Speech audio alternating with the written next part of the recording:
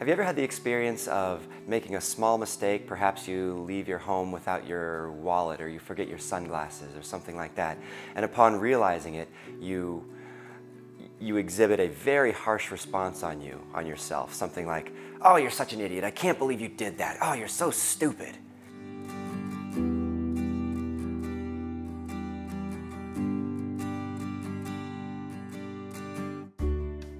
Hi, this is Kevin Ford.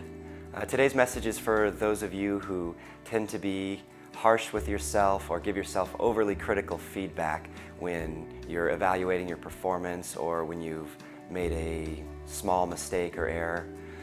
This behavior is indicative of some low self-esteem or self-loathing behavior or feelings of unworthiness, and if you've done this, you'll know exactly what I mean.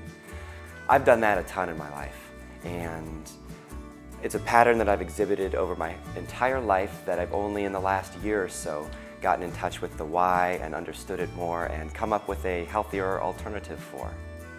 So I'll tell you the story of when this happened. This is behavior that I learned mostly from my dad. He was very harsh with himself, and when he made a mistake, he would call himself stupid and be angry and brood around the house for a little while. So I picked up on that and started doing it myself. And I remember particularly one day I was driving my car to the shop to get some work done, and I was almost there and realized that I had in fact forgotten my wallet. And a little vulgarity warning here. Exactly what I said was, "Oh, Kevin, you stupid son of a bitch, you're the dumbest piece of shit on the planet." Like that. That's what I said to myself. And I'd done that my entire life, things similar to that. I'd punished myself for making mistakes. I was able to step aside for a moment and observe myself. And in that moment, I kind of had a little chuckle and just thought, "Don't you think that's a little harsh, given the small mistake that you made?" And so I just noticed that, you know?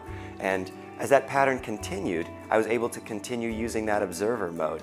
A mistake, I would make some small mistake, leave the house without my keys or come downstairs without bringing my coffee cup, whatever it is. And that urge to punish myself would come up, and I would be able to step aside and just have a little laugh. It's all right, relax, that's not that big a deal. And a number of things happened. When I'd forget my sunglasses and now I'm driving around and the sun's in my eyes and it's uncomfortable, I would punish myself like that. You know, "Oh, you can't believe you forgot this, you're so stupid," like that.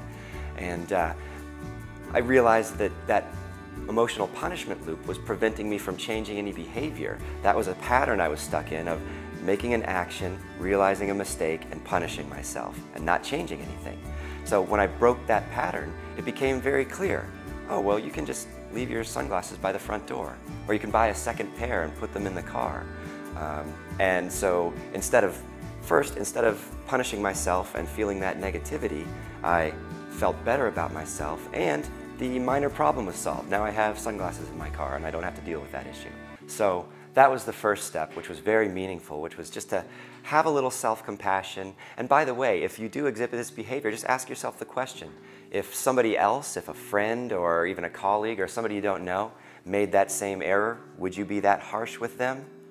And probably not, because you're probably a pretty good person. You just have some lack of self-worth issues and things like that.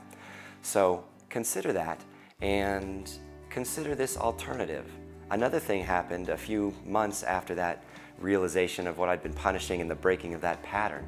And this was when I was mountain climbing in Joshua Tree National Park in California with some mountain climbing friends of mine.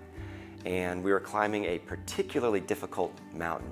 This thing was one boulder after another. There was no trail. Find your own path, and climbing and big steps and lifting ourselves up with our arms. And I was really moving fast. I was with some good climbers and I was well ahead of them. And I just noticed that. And inside my head I said, "Hey Kev, man, you're doing a really good job here. This is a tough mountain and you're really moving fast. Good job." And I felt it. And I believe it's probably the first time in my life that I've ever given myself a sincere compliment. And it felt really good to do that for myself and to mean it, and especially in opposition to punishing myself so much for so long. So now I have built that practice into my morning routine, into my daily habits, where when I wake up in the morning, I take a moment and think about the previous day and just find one or two or three or how many ever things that I can acknowledge myself for and say, Hey Kevin, yesterday I know you wanted to quit working on that thing, but you pushed through that resistance and you kept working for the entire length that you intended. Good job. So I do that every day, and I can feel my love for myself growing, and these places from which I used to punish myself are healing over, and they don't affect me in the same way that they used to do. So I invite you to consider, one, having some compassion for yourself if you are a person who punishes yourself, okay? And noticing your pattern of behavior and considering changing it, using a little humor, using a little compassion. And then if you do that and you want to take another step, find time during the day to give yourself an acknowledgement for something good that you've done. Be your own supporter, because you can do that and it'll work. Okay, if this message has been meaningful to you, I invite you to leave a comment, or if you have a question, or if you want to talk to me about it, feel free to get in touch in the comments below. I'll get back to you as soon as I see it. All right, I hope you've enjoyed this talk today. Next time we're going to talk about the topic of clarity and how to find out what your next action should be if you don't have, if you're not sure of what to do next.